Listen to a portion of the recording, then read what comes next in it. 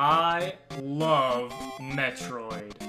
The Metroid series is my favorite video game franchise of all time, and the other day when I was just looking up information about the game randomly, I was like, hey, the first Metroid was released in August. It's August right now. I know! I'll do a month dedicated to Metroid. And what better way to kick things off than with a review of the original Metroid on the NES. So without any further ado, welcome to the month of Metroid. Or a month and a half.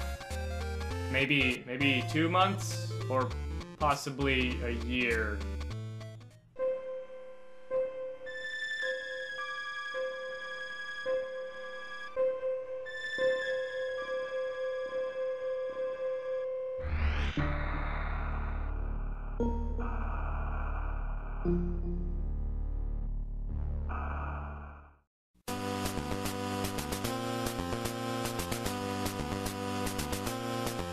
The original Metroid was produced by Gunpei Yokoi, the visionary behind Nintendo's Game & Watch handhelds as well as the Game Boy. It was actually one of the first games I ever played. As a child, I loved science fiction and anything that had to do with space, so it was no surprise that back then I thought the game was awesome. I loved the cool futuristic main character, the enemy designs, and everything else about the game, which was said to be influenced by the movie Alien. Metroid was one of those games that broke the molds of what people expected video games to be at the time. When you first begin, it seems like the same old where you walk to the right and shoot the enemies, blah blah blah. But as you move along, you find out that you can't progress anymore, and you'd ask yourself, or every single person on the internet, why can't Metroid crawl? What I didn't know as a kid until I hit the first barrier was that I actually had to go left at first. You see, this wasn't the norm back then, and for a game to start off like that was surprising. As you make your way past the first barrier with your newly acquired Morph Ball, you soon reach the next surprise. You can go up! Metroid added a sense of verticality that up until that point had rarely been seen. It soon became apparent how huge the world of Metroid really was, with all the different paths you could take, some of which could only be traversed when a certain power-up was found. Because of this, the game was also one of the first to use a password system to restore your progress if you died, which was quite useful even if they were ridiculously long. There were also tons of secrets to find, the most surprising of which came at the end of the game when you found out that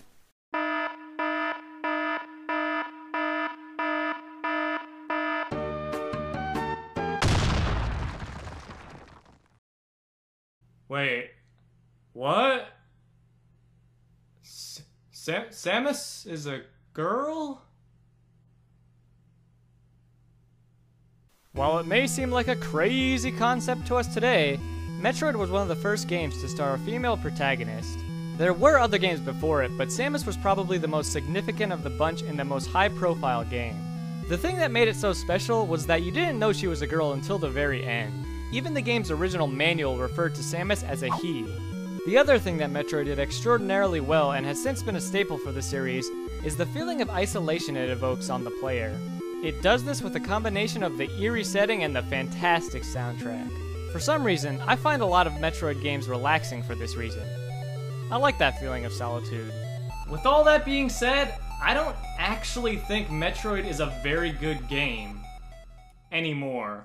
It's somewhat sad to say, but going back through Metroid again, it was apparent that the game just hasn't aged well at all. As I mentioned earlier, the game world is huge, and without knowing where to go, it's easy to get lost. Players at the time had to draw their own maps, and while this may be a novel thing to do now, it's definitely not ideal. Thankfully, future iterations of Metroid alleviated this issue. Then there's the problem with just how the game plays in general. First of all, you can only shoot in 3 different directions: up, left, and right. The inability to aim diagonally is a huge annoyance, and one that leads to you getting hurt a lot. And once you run short on health, get ready to do this over and over and over again, just to regain some of it. To go along with the aiming issue, controlling Samus doesn't feel perfect either. Specifically, jumping definitely feels off and not as precise as it could be. A couple other nagging issues include poor performance with multiple enemies on screen, as well as visuals that are just okay. It's clear that the original Metroid just doesn't live up to today's standards. It was a good game for the time, but if you want a great 2D Metroid experience now, play Super Metroid. And if you want to experience what the original Metroid has to offer, I highly recommend checking out the Game Boy Advance remake, Metroid Zero Mission, if you have the means to play it. Zero Mission is a visually and mechanically upgraded remake of the original Metroid with bonus content, and it pretty much fixes every issue I have with the game. I honestly can't recommend going out and playing Metroid if you haven't played it before, or if you're trying to get into the series. Despite the impact it had at the time, the Metroid formula has been greatly refined over time. Metroid still has a place in my heart, but that's pretty much it. Why hello there everyone, thanks for watching this review. If you made it this far, you can rest easy knowing you did not die from shock finding out that Samus is a girl. I know it's hard to believe, but it's true. Anyways, if you liked the video, you can click that like button, or if you really liked it, you can click that subscribe button, which would really help me out. And if you didn't like my opinion on Metroid one bit, click that dislike button, that's okay too. Or leave a hateful comment, you know, whatever.